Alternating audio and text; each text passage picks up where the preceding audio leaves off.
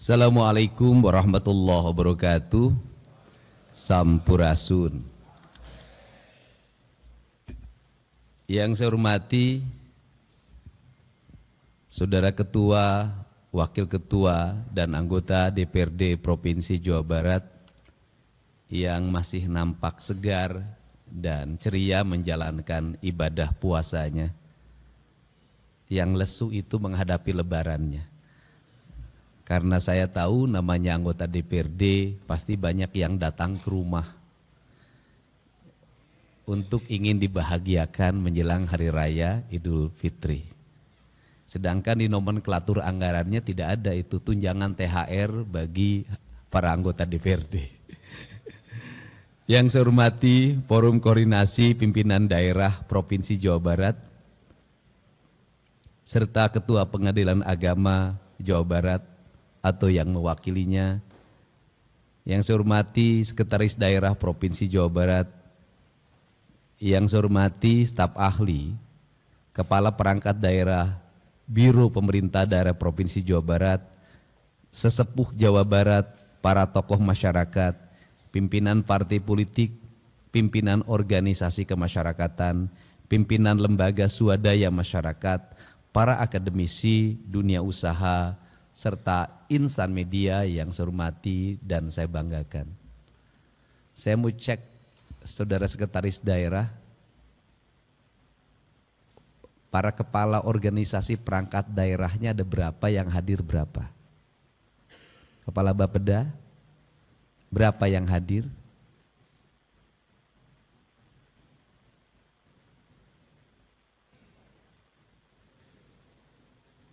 Ya, berdiri. Ya, saya pikir tidak lengkap, silahkan, karena yang nanti dipertanggungjawabkan adalah pekerjaan saudara-saudara yang sudah dikerjakan. Saya ucapkan terima kasih. Puji dan syukur kita panjatkan kepada Allah Subhanahu wa Ta'ala, Tuhan yang Maha, karena atas berkat limpahan rahmat dan karunia-Nya kita dapat hadir pada hari ini untuk menyampaikan laporan keterangan pertanggungjawaban LKPJ Gubernur Jawa Barat tahun 2024.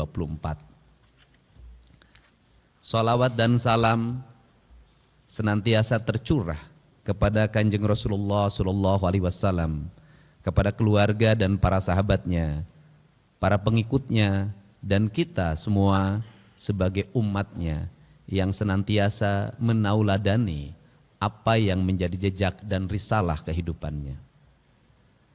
Pagi hari ini juga saya nyampaikan ucapan terima kasih pada seluruh jajaran DPRD Provinsi Jawa Barat, ketua, para wakil ketua, dan seluruh anggota pemerintah Provinsi Jawa Barat, walaupun usia pemerintahannya baru mencapai 30 hari, efektif kerjanya baru 13 hari, karena dipotong acara Ritet di Magelang. Salah satu hal kebijakan yang kami ambil pada 2 hari yang lalu adalah membebaskan tunggakan pajak kendaraan bermotor bagi seluruh masyarakat di Provinsi Jawa Barat.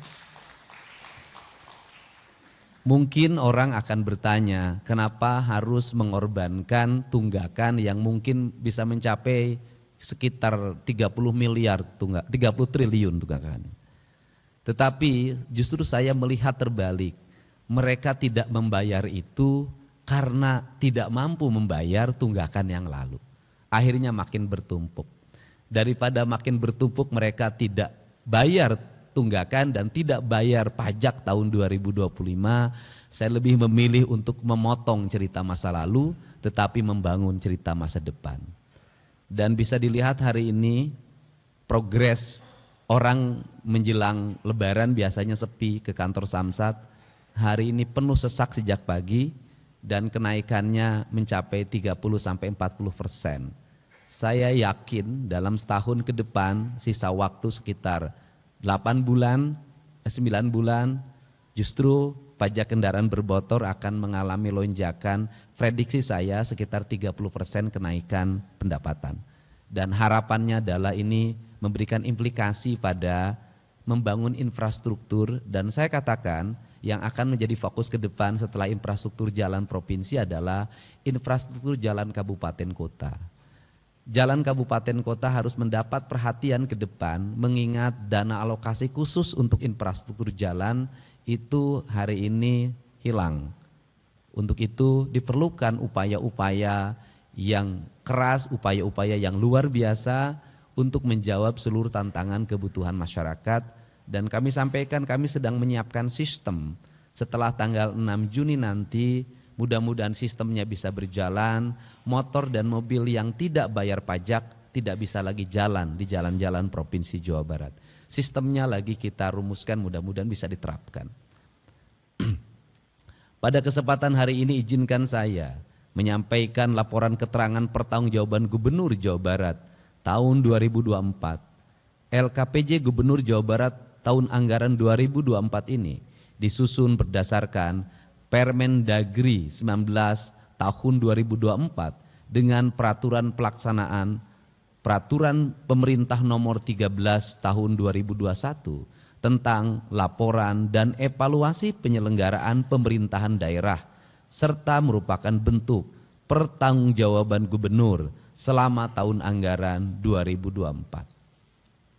Saya sampaikan terima kasih dan apresiasi yang setinggi-tingginya kepada pimpinan dan anggota DPRD Provinsi Jawa Barat serta semua pihak atas dukungan dan kerjasama yang sangat kooperatif terhadap seluruh penyelenggaraan pemerintah daerah selama tahun anggaran 2024. Hadirin yang saya hormati, penyelenggaraan LKPJ Gubernur Jawa Barat tahun anggaran 2024 ini diawali dengan penjelasan mengenai pengelolaan keuangan daerah yang terdiri atas pendapatan daerah, belanja daerah, dan pembiayaan daerah. Pendapatan daerah yang bersumber dari pendapatan asli daerah atau PAD, pendapatan transfer, dan lain-lain pendapatan daerah yang sah. Pendapatan daerah terrealisasi sebesar 36,68 triliun rupiah atau mencapai 101,08% dengan rincian terlampir. 2. Belanja daerah terdiri dari belanja operasi, belanja modal, belanja tidak terduga, dan belanja transfer. Belanja daerah pada tahun 2024 terrealisasi sebesar 36,91 triliun rupiah atau mencapai 96,31% dengan rincian terlampir. Pembiayaan daerah terdiri dari penerimaan pembiayaan dan pengeluaran pembiayaan. Penerimaan pembiayaan terrealisasikan sebesar 1,23 triliun rupiah atau mencapai 100,03%, dan pengeluaran pembiayaan sebesar 618,80 miliar rupiah atau mencapai 100% dengan rincian terlampir. Pimpinan dan anggota DPRD yang terhormat, selanjutnya akan saya sampaikan gambaran capaian indikator kinerja daerah tahun 2024 sebagai berikut. Capaian indikator kinerja makro yaitu indeks pembangunan manusia mencapai 74,92 poin, laju pertumbuhan ekonomi terkontraksi 4,95%, presentasi penduduk miskin 7,46%, tingkat pengangguran terbuka 6,75%, indeks Gini 0,41 poin, pendapatan per kapita ADHB 56,606 juta rupiah, dan laju pertumbuhan penduduk mencapai 1,13%. Pada indikator sasaran dan tujuan tahun 2024, capaian indikator ditunjukkan melalui rata-rata lama sekolah mencapai 8,87 tahun. Harapan lama sekolah mencapai 12,80 tahun. Angka harapan hidup sebesar 75,16 tahun. Prevalensi stunting mencapai 21,70%, angka tahun 2023. Pengeluaran per kapita disesuaikan sebesar 12,16 juta rupiah. Indeks pembiayaan gender atau IDG sebesar 71,74 poin, masih angka tahun 2023. Indeks pelindungan anak mencapai 65,61 poin, angka tahun 2023. Indeks pembangunan pemuda mencapai 51,17 poin, angka tahun 2023. Laju pertumbuhan sektor industri mencapai 3,52%. Laju pertumbuhan sektor perdagangan tercatat sebesar 4,85%. Skor pola pangan harapan atau SPPH tercatat sebesar 93,28%. Nilai tukar petani atau NTP tercatat 112,17 poin. Laju pertumbuhan sektor pertanian, kehutanan dan perikanan sebesar 1,59%. Laju pertumbuhan sektor penyediaan akomodasi, makanan dan minuman sebesar 6,43%.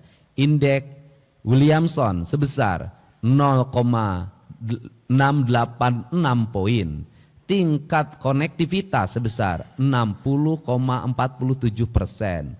Pembentukan modal tetap bruto atau PMTB ADHB mencapai 697,37 triliun rupiah. Proporsi kredit UMKM terhadap total kredit sebesar 26,84%, masih angka tahun 2023. Indeks kualitas infrastruktur 76,06%. Persentase rumah tangga hunian layak sebesar 56,25%. Indeks kualitas lingkungan hidup mencapai 66,02 poin. Tingkat upaya penurunan emisi gas rumah kaca mencapai 7,99%. Indeks resiko bencana atau IRB sebesar 111,15 poin.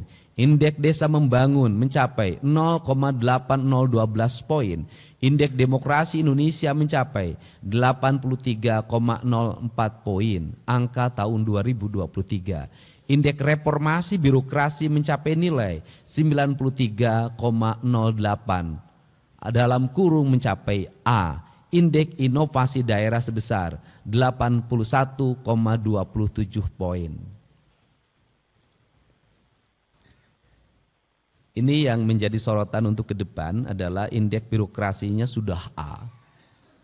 Tapi indeks birokrasi A ini tidak akan memiliki makna apapun manakala kemiskinan masih tinggi, laju pertumbuhan penduduk masih tinggi, laju pertumbuhan ekonomi masih rendah, kemudian lamanya sekolah masih 8 tahun. Karena bagi saya ukuran layanan birokrasi bukan pada administrasi birokrasi, tapi pencapaian pembangunan itu sendiri sesungguhnya itu layanan birokrasi yang sebenarnya. Indeks daerah, indeks inovasi daerah sudah disampaikan tadi.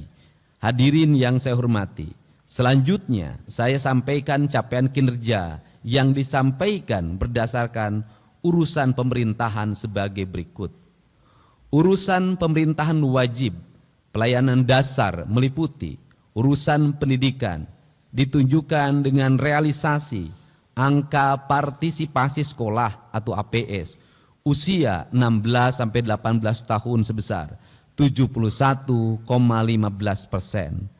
Angka partisipasi sekolah usia 4-18 tahun penyandang disabilitas sebesar 56,39%.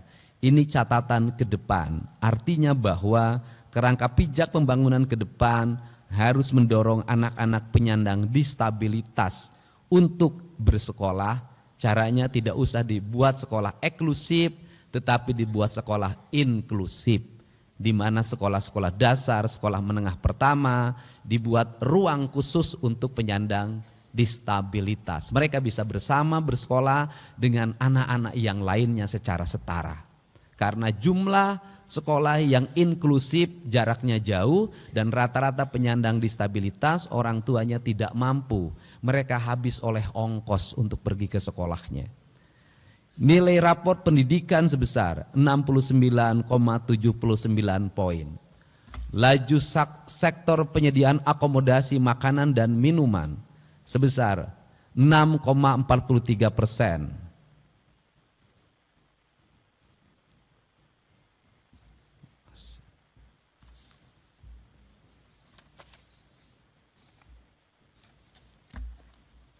Urusan kesehatan ditunjukkan dengan realisasi angka harapan hidup sebesar 75,16 tahun.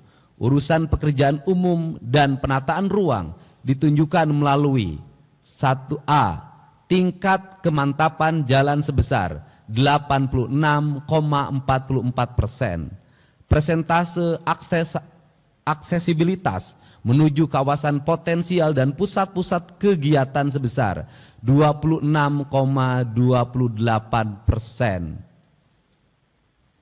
Ini yang masih catatan, artinya bahwa perspektif untuk pembangunan infrastruktur ke depan harus mulai diarahkan pada persentase aksesibilitas menuju kawasan potensial, kawasan ekonomi, kawasan industri, kawasan pertanian, kawasan peternakan, kawasan perikanan, kawasan kelautan, karena itu yang akan memberikan daya dorong terhadap pertumbuhan ekonomi. Aksesnya masih relatif rendah. Persentase pemanfaatkan ruang wilayah kewenangan provinsi yang sesuai dengan tata ruang sebesar 59,80%. Dan khusus untuk bidang tata ruang ini menjadi fokus sorotan untuk ke depan. Kita bisa mengambil pembelajaran dari kasus yang terjadi hari ini, di mana hujan yang hanya 20 sampai 30 mm sudah menimbulkan banjir yang luar biasa. Artinya kalau hujannya 50 mm, saya yakin kota Bekasi tenggelam. Kabupaten Bekasi tenggelam, sebagian Karawang tenggelam. Jadi saya sampaikan sekali lagi bahwa hujan saat ini belum dikategorikan sebagai hujan ekstrim. Masih 20 sampai 30 mm. Ekstrim itu kalau sudah 50 sampai 60. Artinya tidak ekstrim saja sudah menimbulkan bencana. Problemnya apa? Problemnya adalah ada 3. 1, di kawasan hulu, ruang-ruang terbuka hijau yang terdiri dari areal hutan, areal perkebunan, itu berubah menjadi areal-areal berbeton. Konsep ekowisata yang dikembangkan oleh PTPN mengalami penyimpangan, karena ekowisatanya harusnya begini, kalau ekowisata perkebunan teh maka kebun tehnya dipertahankan dan tetap ada. Bangunannya kecil-kecil. Yang sekarang terjadi adalah ekowisata perkebunan teh, kebun tehnya dibabat, diganti dengan bangunan. Sehingga Gubernur Jawa Barat mengeluarkan peraturan gubernur yang isinya larangan pembangunan perubahan kawasan pertanian, perubahan kawasan kehutanan, perubahan kawasan daerah aliran sungai, dan perubahan kawasan perkebunan. Dan ini akan berdampak pada tata ruang yang nanti akan disesuaikan dengan kabupaten kotanya. Nah kemudian yang kedua, ini saya sampaikan juga, ini penting. Yang kedua adalah daerah aliran sungainya mengalami pendangkalan dan penyempitan. Bahkan sudah banyak yang bersertifikat hak milik. Ini yang menjadi sorotan utama dengan Kementerian PUPR. Kemudian yang berikutnya adalah banyak sekali perumahan-perumahan yang dibangun di atas sawah produktif dan berada di tengah sawah dan berada di pinggir sungai, sehingga wajar kalau ada rumah yang terendam sampai gentingnya. Dan ini Ini juga harus dipikirkan dengan agar ini selaras dengan konsep pengembangan 3 juta rumah. Karena pengembangan 3 juta rumah, apalagi rumahnya sederhana, pasti ingin mendapatkan tanah yang murah. Dan tanah yang paling murah yang bisa didapat hanya tanah sawah. Ini yang harus menjadi bahan perhatian kita semua dalam pengembangan tata ruang. Dan tadi pagi saya sampaikan ke kepala bidang tata ruangnya, tolong hal yang terlihat saja dibenahi. Kalau Bapak pergi ke Garut, itu di sebelah kanan Nagreg, itu ada jembatan di bawah kolong, yang masuk itu di bawah kolong ada jembatan di terowongan, di sebelah kanannya kan penambangan, di sebelah kirinya penambangan, di bawah penambangan. Coba hitung, nanti minta ITB untuk menghitung takaran penambangan itu. Apakah kalau batu-batunya lepas akan berdampak enggak pada jembatan yang di terowongan itu? Mungkin enggak jembatannya roboh. Ini yang harus menjadi bahan perhatian, karena seringkali kita abai terhadap masalah seperti ini. Kalau menuju arah Garut, sebelah kiri jalan di atas itu ada penambangan yang besar sekali, batunya turun ke bawah. Tolong pikirkan kalau itu nanti mungkin nggak itu longsor. Ini pertimbangan seperti ini harus dilakukan, karena bagi saya lebih baik mencegah, karena sudah terjadi bencana biayanya sangat mahal. Banjir sekarang dalam hitungan saya kalau di recovery itu lebih dari 7 triliun. Biaya pembebasan tanah untuk wilayah yang daerah aliran sungainya sudah berubah bersertifikat dan sudah tumbuh bangunan, pembebasan tanahnya itu untuk hanya wilayah Bekasi saja itu membutuhkan dana 8 triliun. Pengerukan sungai dan pelebarannya itu membutuhkan biaya sekitar 8 triliun. Jadi untuk menyelesaikan itu saja 16 triliun. Berat sebenarnya. Makanya tata ruangnya harus segera dibenahi. Nah, persentase peningkatan kapasitas tampung sumber air sebesar 0,437%. Indeks kinerja sistem irigasi atau IKSI sebesar 57,04 poin. Akses sanitasi sebesar 75,1%. Akses air minum layak sebesar 94,9%. Akses penanganan sampah perkotaan sebesar 70,77%. Presentasi bangunan dan lingkungan yang memenuhi standar kelayakan kawasan strategis dan tematik sebesar 20%. Masih sangat rendah. Untuk itu ke depan bidang perumahan pemukiman harus segera membenahi. Presentasi bangunan gedung yang memenuhi unsur penyelenggaraan bangunan gedung sebesar 95%. Urusan perumahan rakyat dan kawasan pemukiman ditunjukkan melalui 1. Tingkat ketersediaan rumah layak sebesar 100,26%. Kemudian persentase penurunan luas kawasan kumuh kewenangan provinsi 10-15 hektar sebesar 67,49%, dan ini sampaikan di Kota Bandung. Tadi pagi saya sudah mendapat WA dari masyarakat yang itu masuk dalam kawasan kumuh. Kemudian ada pihak yang mengaku ahli waris, penduduknya rumahnya sekitar 1.500 rumah, akan digugat ke pengadilan. Dan gugatannya kayaknya memiliki landasan relatif didukung oleh kelurahannya. Ini PR baru yang, dan saya akan mendampingi pendampingan hukumnya. Mau lari kemana kalau kemudian itu tanahnya diputuskan oleh pengadilan menjadi milik perorangan. Seperti kasus juga yang terjadi di SMA Negeri 1 Kota Bandung. Dan saya akan terus memberikan pendampingan agar pemerintah provinsi memenangkan gugatannya. Urusan perumahan, kemudian urusan ketentraman, ketertiban umum dan pelindungan masyarakat ditunjukkan melalui indeks ketentraman dan ketertiban sebesar 100 poin, indeks ketahanan daerah sebesar 0,72 poin. Hal yang hari ini menonjol adalah orang tidak merasa tentram karena banyaknya orang yang mengaku sebagai ormas, yang mengaku sebagai LSM, yang sudah secara terang-terangan melakukan intimidasi. Di Kota Bekasi kemarin ada security yang diintimidasi. di Kabupaten Bekasi, salah satu ormas menaburkan sampah di depan kantor dinas kesehatan, walaupun sudah minta maaf. Tadi malam, Satuan Serse Polres Subang menangkap 6 orang yang melakukan pemerasan di kawasan industri Surya Cipta, yang di situ ada perusahaan mobil listrik BYD yang akan merekrut 16.000 tenaga kerja.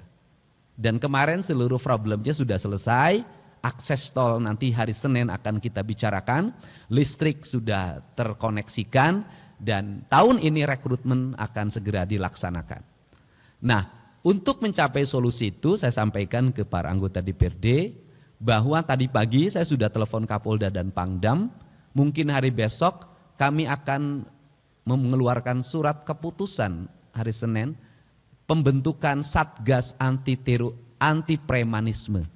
Yang itu nanti terkoneksi sampai tingkat kecamatan, kami akan melengkapi berbagai fasilitasnya, itu mobile, dengan target dalam tahun ini Jawa Barat terbebas dari premanisme.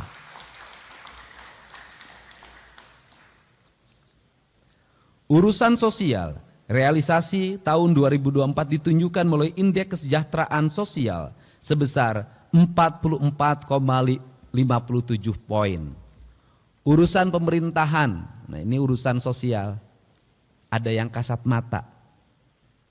Di jalan-jalan menuju gedung DPRD ini, di perempatan-perempatan masih banyak orang yang minta-minta, orang yang ngamen.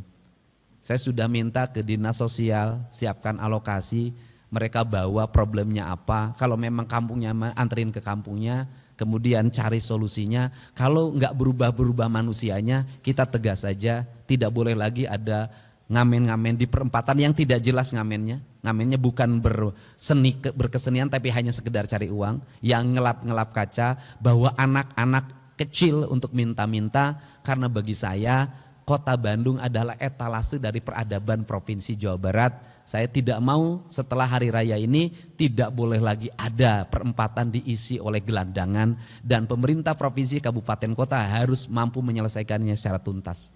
Ini komitmen saya. Kemudian urusan pemerintahan wajib non pelayanan dasar meliputi urusan tenaga kerja ditunjukkan melalui persentase pencari kerja diberdayakan sebesar 76,61%,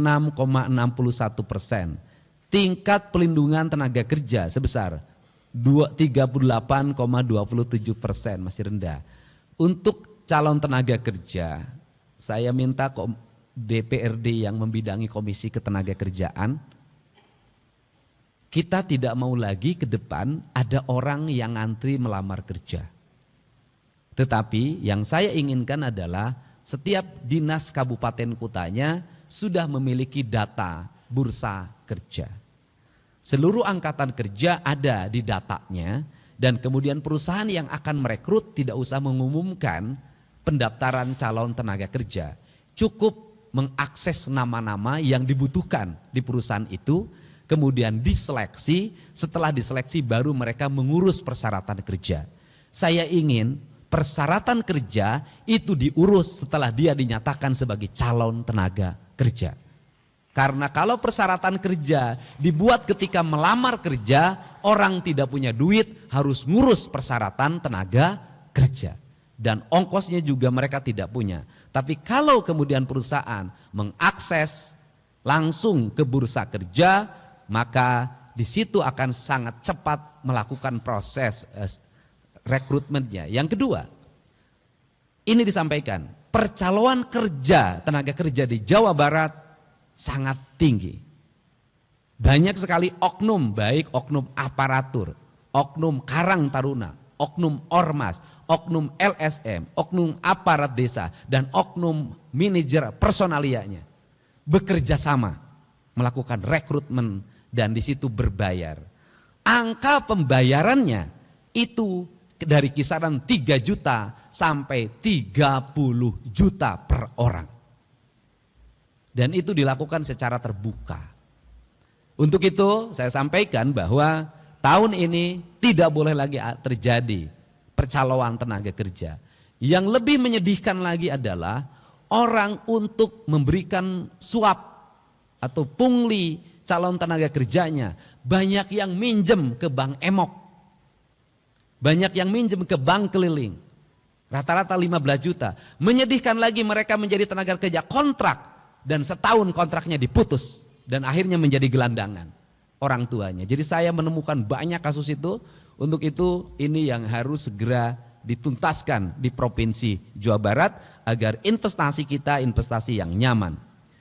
Urusan pemberdayaan perempuan dan pelindungan anak ditunjukkan melalui persentase kabupaten kota yang melaksanakan 7 persyaratan pengarus utamaan gender sebesar 100%.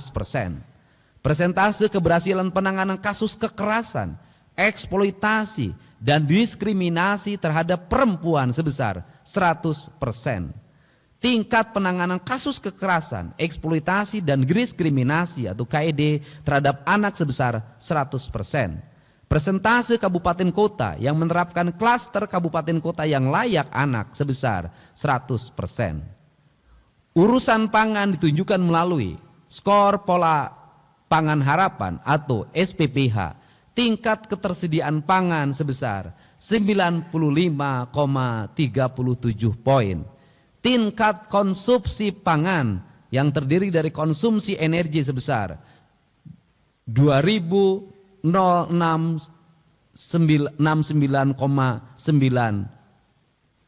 KKAL atau per kapita per hari, dan konsumsi protein sebesar 62,3 gram per kapita per hari.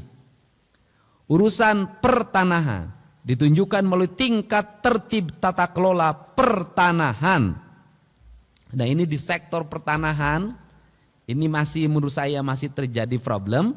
Itu bisa ditunjukkan banyaknya daerah aliran sungai yang itu sebenarnya tidak bisa dialih fungsikan dan dirubah kepemilikannya, itu banyak berubah bersertifikat. Problemnya cuma satu, biasanya ATR BPN memproses pengajuan pengsertifikatan ketika pihak desa dan kelurahan sudah memberikan keterangan riwayat tanahnya. Dan biasanya bermasalahnya di pengantar desa dan kelurahannya. Sehingga terjadi konflik pertanahan dan mafia tanah. Jadi di kita ini sudah, kalau lautnya sudah disertifikatkan seperti di Subang dan di Bekasi, daerah aliran sungainya sudah disertifikatkan, yang belum gunungnya sudah disertifikatkan, mata airnya sudah disertifikatkan, yang belum disertifikatkan adalah awan dan langit.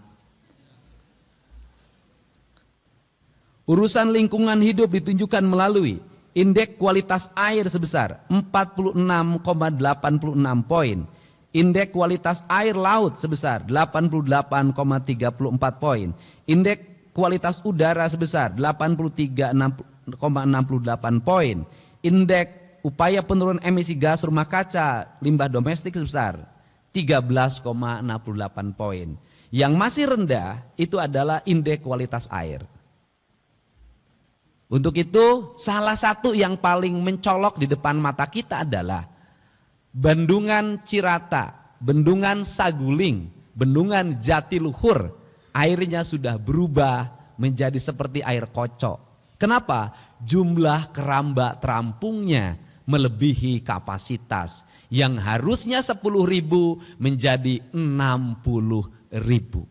Sehingga terjadi kejenuhan ketika bulan November mereka menanam ikan, maka bulan Januari ikannya mati. Yang berikutnya yang harus menjadi bahan perhatian adalah angka korosi terhadap turbin yang membuat turbinnya menjadi berumur pendek. Yang berikutnya adalah kualitas air, karena airnya dikonsumsi untuk kepentingan air minum baku warga melalui jaringan PDAM atau PAM, baik pemerintah di sekitar Jatiluhur maupun DKI Jakarta. Yang berikutnya yang harus dipikirkan oleh kita semua adalah alih fungsi lahan yang terjadi di hulu, kemudian mengalir ke Citarum dan sampahnya, kemudian masuk ke danau, maka danaunya akan mengalami percepatan pendangkalan. Ketika danau mengalami percepatan pendangkalan, kedangkalan danaunya tidak bisa diproses lagi. Kenapa? Karena lumpurnya tidak bisa dibuka. Kenapa lumpurnya tidak dibuka? Karena daerah aliran sungai Citarumnya kanan kirinya sudah berubah menjadi daerah perumahan dan pemukiman serta kawasan industri. Ini jangka panjang yang harus menjadi bahan perhatian karena menyangkut keselamatan warga. Kemudian yang berikutnya masih bicara air bawah tanah. Air bawah tanah sampai hari ini masih digunakan oleh industri. Tetapi izinnya tidak bisa diberikan. Izin tidak bisa diberikan, air bawah tanah tetap digunakan. Sama dengan kasus pajak kendaraan bermotor. Tidak bisa bayar, tapi tetap pakai jalan. Airnya tetap dipakai, kualitas air bawah tanah mengalami penurunan, tanahnya mengalami penurunan, perusahaannya tidak bayar pajak karena tidak ada izinnya. Saya akan mencari solusi tentang ini. Ruginya 2 kali. Tapi kita melakukan pembiaran, yang akhirnya itu biasanya ketika datang orang ditakut-takutin perusahaannya bayar, datang orang ditakut-takutin perusahaannya bayar, negara rugi. Saya nggak mau negara dirugikan seperti ini. Nah, seharusnya bagaimana? Seharusnya adalah ketika ada perusahaan yang menyedot air bawah tanah, kemudian pajaknya diambil, pajaknya diprioritaskan untuk masyarakat di sekitar perusahaan itu, agar masyarakat mendapat air baku yang memadai. Ini yang menjadi fokus dan ini akan menjadi hal yang mendapat perhatian. Urusan administrasi kependudukan dan catatan sipil ditunjukkan melalui persentase kinerja administrasi kependudukan dan catatan sipil sebesar 94,26%. Urusan pemberdayaan masyarakat dan desa ditunjukkan melalui persentase strata desa mandiri sebesar 46,09% dan persentase strata desa berkembang sebesar 9,57%. Urusan pengendalian penduduk keluarga berencana ditunjukkan melalui angka fertilitas total atau total fertility rate 2,03 anak. Urusan perhubungan ditunjukkan melalui persentase peningkatan pengguna angkutan umum di Jawa Barat sebesar 4,93%. Persentase tingkat aksesibilitas sebesar 41,12%. Ini pengguna angkutan umum cenderung mengalami penurunan karena orang hari ini punya mobil sendiri dan punya motor sendiri, tetapi akibatnya kemacetan. Dan saya katakan angkutan yang paling layak untuk mengangkut secara massal dan paling efektif serta tidak mengorbankan terlalu banyak tanah adalah kereta api. Jadi misalnya di Kota Bandung mungkin ke depan kita kembangkan itu. Urusan komunikasi dan informatika ditunjukkan melalui indeks keterbukaan informasi publik sebesar 85,22 poin. Indeks sistem pemerintahan berbasis elektronik SPBE sebesar 4,73 poin. Ini rata-rata kabupaten kotanya belum terkoneksi dengan baik. Urusan koperasi dan usaha kecil menengah ditunjukkan dengan realisasi presentasi sebesar koperasi yang berkualitas sebesar 33,12%, presentasi UMKM yang naik sebesar 78,25%. Khusus untuk koperasi, kami menyampaikan ini bahan koreksi dan bahan pidana ke depan. Saya nyampaikan kemarin ke kantor wilayah BI. Di berbagai daerah itu apalagi di dekat perusahaan-perusahaan pasti ada koperasi namanya KOSIPA, koperasi simpan pinjam. Kalau orang Kerawang pasti senyum, kelihatannya seperti koperasi, tetapi sesungguhnya itu adalah rentenir yang berbajukan koperasi. Tidak ada anggota yang nyimpan uang di situ, yang ada adalah yang pinjam. Jaminannya biasanya ATM para pegawai pabrik, para pensiunan. Dan kemudian negara ruginya 2, mereka memasang tarif bunga 10%, mereka tidak bayar pajak. Sehingga di Jawa Barat banyak orang yang datang tiba-tiba punya uang 1 miliar, asal mau gebrak-gebrak orang, dalam 1 bulan dia tergaji 100 juta. Dan itu melahirkan orang cepat kaya. Orang cepat kaya ini melakukan kekerasan kalau nagih. Dan kemudian mereka tidak bayar pajak. Rugi perbankan yang dibayar pajak dengan bunga rendah. Tetapi untuk perbankan sendiri secara terbuka saya sampaikan di sini. Saya meminta sebagai pemegang saham mayoritas di Bank Jabar untuk menurunkan bunganya. Saya minta Bank Jabar di RUPS nanti segera menurunkan bunganya. Karena bunga Bank Jabar terlalu besar menurut saya. Bunganya ini tujuannya untuk apa? Untuk akses ekonomi berkembang dan berjalan. Kalau kita hari ini mulai April nanti akan tender-tender terbuka dilakukan di mana-mana. Para kontraktor daerah menggunakan jasa Bank Jabar dengan tingkat bunga rendah. Maka itu akan mendorong pertumbuhan ekonomi di Jawa Barat. Kalau bunganya rendah maka mereka juga akan melahirkan kualitas pembangunan yang baik. Dan uangnya cepat berputar di seluruh wilayah Provinsi Jawa Barat. Jadi saya tegankan ke Bank Jabar ada 3 hal yang harus dilakukan. 1, menurunkan bunga. Yang kedua, merampingkan struktur birokrasi di Bank Jabarnya. Yang ketiga, mengurangi jumlah komisaris, mengurangi jumlah direktur. Yang keempat adalah menurunkan biaya operasionalnya yang mencapai 90%, itu harus turun ke angka 45%. Kalau itu dilakukan, maka dividen Bank Jabar akan meningkat ke depan. Dan berikutnya, kalau kira-kira CSR menimbulkan masalah dan disalahgunakan, lebih baik CSR itu dimasukkan ke kas daerah, menjadi pendapatan daerah dan menjadi dividen. Dan itu menjadi angka pembangunan. Karena ketika CSR itu kebijakannya politik, seringkali terjadi penyimpangan dan penyalahgunaan atas nama CSR. Ini RUPS-nya akan dilakukan di bulan April ke depan. Ini komitmen saya, termasuk juga Bank Jabar harus melakukan restrukturisasi terhadap jumlah kantor. Kalau kantor cabangnya tidak produktif, maka ditutup saja. Hanya kantor-kantor cabang yang produktif. Dan kemudian titik tekannya adalah pembangunan, pengembangan, fasilitas yang baik justru harus ada di kantor-kantor cabang. Saya tidak meridoi lagi Bank Jabar membangun menara di Jakarta yang tidak ada manfaatnya bagi pelayanan terhadap masyarakat. Urusan penanaman modal ditujukan dengan nilai realisasi investasi sebesar 251,14 triliun rupiah dan indeks kepuasan masyarakat terhadap pelayanan perizinan 91,81 poin. Saya sampaikan di Jawa Barat ini lebih banyak pabrik yang masuk dan menyerap tenaga kerja dibandingkan jumlah orang yang di PHK. Ini yang harus jadi catatan penting. Urusan kepemudaan dan olahraga ditunjukkan dengan realisasi 1. Angka partisipasi kepemimpinan pemuda sebesar 36,67 poin. Angka partisipasi masyarakat berolahraga sebesar 61,40%. Peringkat Jawa Barat pada multi event nasional termasuk peringkat 1 ya, juara PON ya. Urusan statistik ditunjukkan dengan tingkat kematangan penyelenggaraan statistik sektoral 3,07 poin.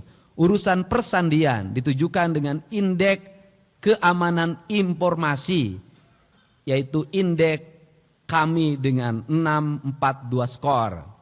Urusan kebudayaan, nah ini sandi ini yang paling dekat, yang paling banyak dipakai adalah sandi menjelang lebaran. Kalimat sandinya begini, ayak meren, itu sandi. Ini saya jelasin ya, pada waktu ada kepala desa yang menentang ketika daerah aliran sungainya di Gabus Bekasi itu dibongkar. Saya menyatakan ke kadesnya, oh ini nggak ada sewa-sewaan segala macam. Saya katakan ayak meren. Ternyata 2 hari setelah itu saya menemukan orang Sumedang tinggal di bantaran sungai itu membeli tanah di daerah aliran sungai itu sewa 1 juta per meter. Dia sewa 7 juta per meter per tahun. Jadi bantaran sungai itu kenapa penuh dengan rumah, dengan toko, ayak meren. Itu bayangkan kalau di Bekasi itu ada 1.000 bangunan kali 1 juta, berapa puluh miliar itu uang yang beredar. Makanya mereka menolak dibongkar dan saya dianggap otoriter karena ayak merennya terganggu. Nah, urusan Perpustakaan ditujukan dengan indeks pembangunan literasi masyarakat sebesar 72,76 poin. Nilai tingkat kegemaran membaca masyarakat 75,07 poin. Urusan kebudayaan ditujukan dengan persentase pemajuan kebudayaan Jawa Barat sebesar 38,39 poin. 39%. Ini kebudayaan itu jangan dipahami kesenian, arsitektur itu kebudayaan, perilaku hidup manusia itu kebudayaan. Kemudian perpustakaan itu kebudayaan, tata ruang itu kebudayaan, makanan itu kebudayaan, bahasa itu kebudayaan, seni itu kebudayaan. Jadi orang yang kebudayaan maju itu adalah orang yang mengalami perkembangan pengetahuan, perkembangan tata ruang, perkembangan industri, perkembangan UMKM, dan seluruh perkembangan itu memiliki nalar kebudayaan, yaitu nalar kearifan lingkungan. Itu nalar utamanya. Bahasa sederhananya, nalar karuhur sirungan kahandap akaran. Urusan kearsipan ditunjukkan dengan nilai laporan audit kearsipan internal baik sebesar 38 perangkat daerah dan tingkat keberadaan dan keutuhan arsip sebesar 100%.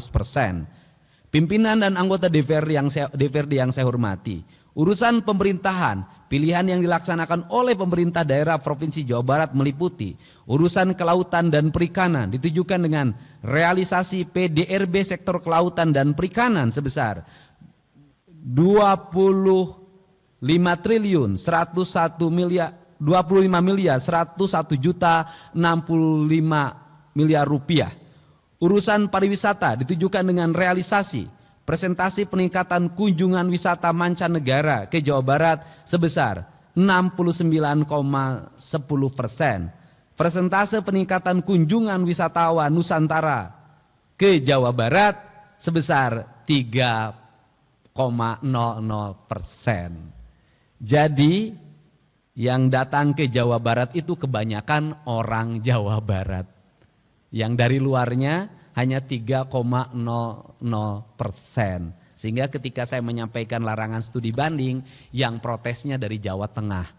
Jadi orang Jawa Barat banyak yang pikniknya ke Jawa Tengah. Dan yang paling menarik lagi adalah ketika saya membuat larangan studi banding bagi anak sekolah, yang protesnya penyelenggara industri kepariwisataan. Artinya bahwa penyelenggara industri kepariwisataan di Jawa Barat hari ini ngandelin anak sekolah. Dan anak sekolah itu orang tua meraih uang untuk pergi pikniknya dengan alasan studi banding, rata-rata banyak yang pinjem uangnya ke tetangga atau ke bank-bank gelap. Ini riset saya. Rata-rata tinggal wisatawan mancanegara 2,61 hari, sangat sebentar. Rata-rata lama tinggal wisatawan Nusantara 1,32 hari, sangat sebentar. Urusan pertanian ditujukan dengan program jumlah produksi tanaman pangan hortikultura sebesar 16.575.477 ton, angka sementara. Laju peningkatan produktivitas komoditas perkebunan sebesar 1,58%. Nilai tukar usaha perkebunan rakyat sebesar 109,3 poin. Nilai tambah produksi perkebunan sebesar 51,77%. Dan produksi komunitas peternakan daging telur susu sebesar 2.167.697 ton, angka sementara. Urusan kehutanan ditujukan dengan indeks kualitas tutupan lahan sebesar 42,07 poin, sudah mengkhawatirkan. Persentase penurunan emisi gas rumah kaca sektor kehutanan sebesar 39,81%. Persentase peningkatan produksi hutan sebesar 32,88%. Urusan energi dan sumber daya mineral ditujukan dengan tingkat upaya penurunan emisi gas rumah kaca sektor energi sebesar 7,61%. Jumlah konsumsi listrik di Jawa Barat sebesar 70,0064 GWh. Persentase usaha pertambangan yang menerapkan aspek teknis aspek pengusaha sebesar 56,67%. Dan persentase meningkatkan konservasi cekungan air tanah di Jawa Barat sebesar 34,78%, sangat rendah. Urusan perdagangan ditujukan dengan laju pertumbuhan ekspor non migas 3,47%, sangat rendah. PDRB sektor perdagangan sebesar 408,26 triliun rupiah. Urusan perindustrian ditujukan dengan realisasi PDRB industri pengolahan sebesar 1.168.000,55 rupiah. Urusan transmigrasi ditujukan melalui persentase transmigran yang ditempatkan 100%. Pimpinan dan anggota DPRD yang saya hormati, fungsi penunjang urusan pemerintahan yang dilaksanakan oleh pemerintah daerah Provinsi Jawa Barat. Fungsi penunjang perencanaan ditujukan dengan nilai komponen perencanaan kinerja dan penilaian atau SAKI provinsi sebesar 26,32%. Nilai komponen pengukuran kinerja dan penilaian SAKI provinsi sebesar 27,05 poin. Fungsi penunjang di bidang keuangan ditujukan dengan opini Badan Pemeriksa Keuangan terhadap laporan keuangan pemerintah daerah dengan kategori WTP. Persentase PAD terhadap pendapatan daerah sebesar 68,99%. Indeks kepuasan masyarakat atau IKM Bapenda sebesar 92,87%. Sangat tinggi. Fungsi penunjang bidang penelitian dan pengembangan ditujukan dengan realisasi persentase keterlibatan yang ditujukan oleh dokumen perencanaan daerah sebesar 100% dan persentase kematangan inovasi sebesar 79,77%. Fungsi penunjang bidang kepegawaian serta pendidikan dan pelatihan ditujukan dengan realisasi indeks sistem merit system 400 poin, indeks sistem merit atau merit system sebesar 400 poin. Indeks profesionalitas ASN dimensi kualifikasi kinerja dan disiplin 53,80 poin, masih rendah. Indeks profesionalitas ASN dimensi kompetensi sebesar 32,13 poin. Fungsi penunjang urusan pemerintahan lainnya ditujukan dengan capaian nilai A evaluasi SAKI pemerintah daerah Provinsi Jawa Barat. Indeks survei penilaian strategis atau SPI sebesar 73,48%. Opini BPKRI terhadap laporan pemerintah daerah LKPD Provinsi Jawa Barat dengan kategori WTP. Level tingkat maturitas implementasi sistem pengendalian sistem pemerintahan pada level 3,37 poin. Presentasi rekomendasi hasil pemeriksaan APIP internal dan eksternal ditindaklanjuti sebesar 95,10%. Indeks kepuasan masyarakat atau IKM terhadap pelayanan badan penghubung sebesar 96,85 poin pada kategori yang sangat baik. Indeks kepuasan masyarakat sebesar 4,77 poin. Persentase masyarakat yang menerapkan hasil pembinaan kebebasan, kesetaraan dan kapasitas lembaga demokrasi sebesar 100%. Persentase penurunan potensi konflik sosial sebesar 100%. Nilai reformasi birokrasi jenderal sebesar 82,33 poin. Nilai kualitas kebijakan di bidang pemerintahan dan otonomi daerah sebesar 62,72 poin. Indeks kepuasan stakeholder terhadap layanan biro pemerintahan dan otonomi daerah sebesar 89,78 poin. Persentase produk hukum pemerintah daerah Provinsi Jawa Barat yang harmonis sebesar 100%. Indeks kepuasan stakeholder terhadap layanan Biro Hukum dan Hak Asasi Manusia sebesar 95,70 poin. Nilai kualitas kebijakan kesejahteraan rakyat sebesar 78,72 poin. Indeks kepuasan stakeholder terhadap layanan Biro Kesejahteraan sebesar 77,60 poin. Nilai kualitas kebijakan perekonomian sebesar 84,51 poin. Indeks kepuasan stakeholder terhadap layanan Biro Perekonomian sebesar 97,50 poin. Nilai kualitas kebijakan di bidang BUMD, investasi dan BLUD sebesar 78,06 poin. Untuk BUMD, kebijakan gubernur hari ini adalah saya akan meminta BUMD non Bank Jabar ya. Saya akan meminta kepada BPKRI untuk melakukan audit investigatif. Nanti rekomendasinya 2, diperbaiki atau ditutup. Ini yang akan menjadi concern kami. Dan untuk pimpinan-pimpinan BUMD-nya saya tidak akan mencampuri dan biarkan itu di assessment, dilakukan fit and proper test secara terbuka dan diumumkan kepada publik secara terbuka. Ini yang ingin dilakukan. Jadi tidak ada titipan tim sukses di situ.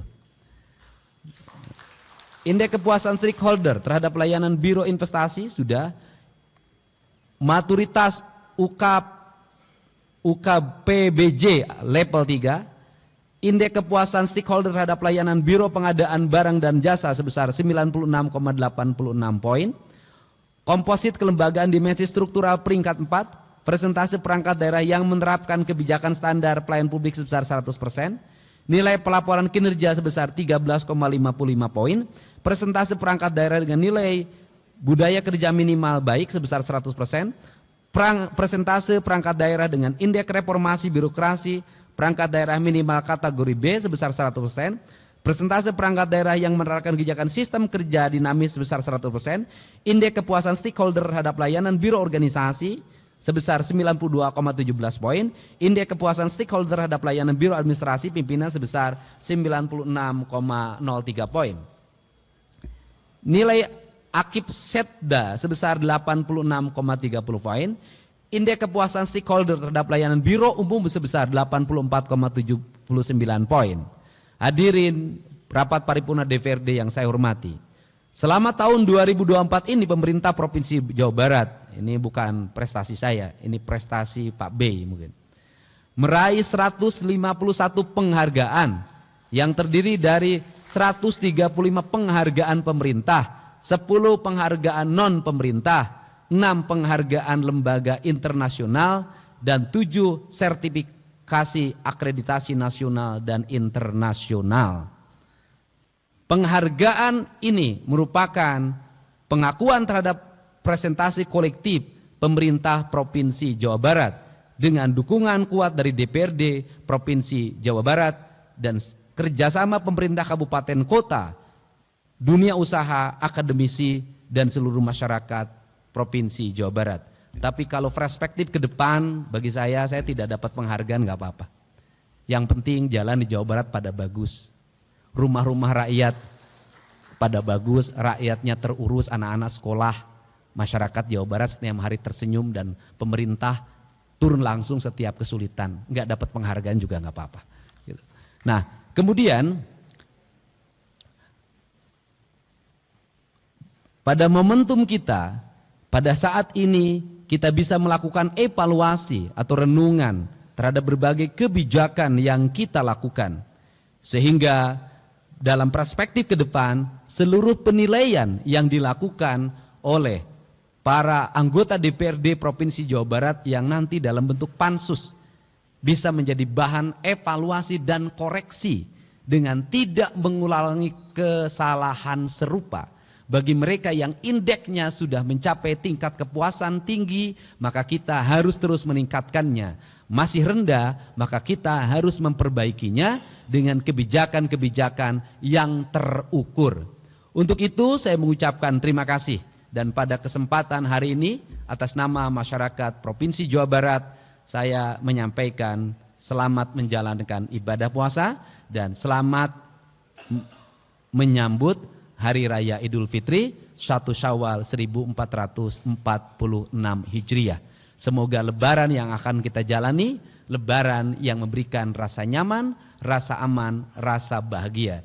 Dan kita juga harus menyampaikan apresiasi terhadap seluruh jajaran kepolisian, jajaran TNI, Satpol PP, Linmas, para medis, para pekerja sosial yang mulai hari ini mereka mulai meninggalkan keluarganya, ada di pos-pos keamanan untuk memastikan masyarakat di Jawa Barat bisa berlebaran secara aman, tertib, dan bahagia.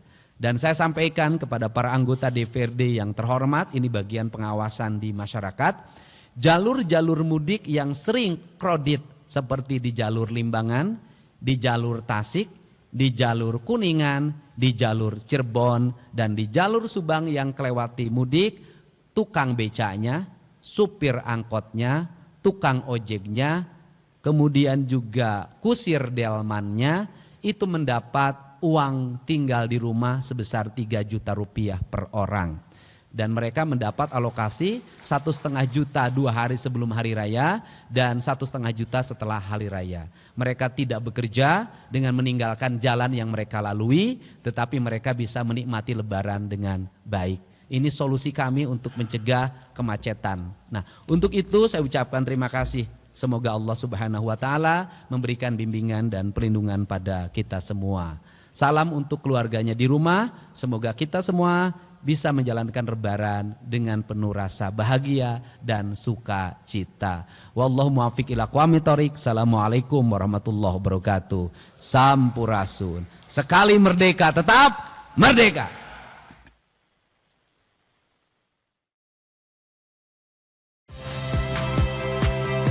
Saya Magister Tarigan. Saksikan program-program Kompas TV melalui siaran digital, pay TV, dan media streaming lainnya. Kompas TV, independen, terpercaya.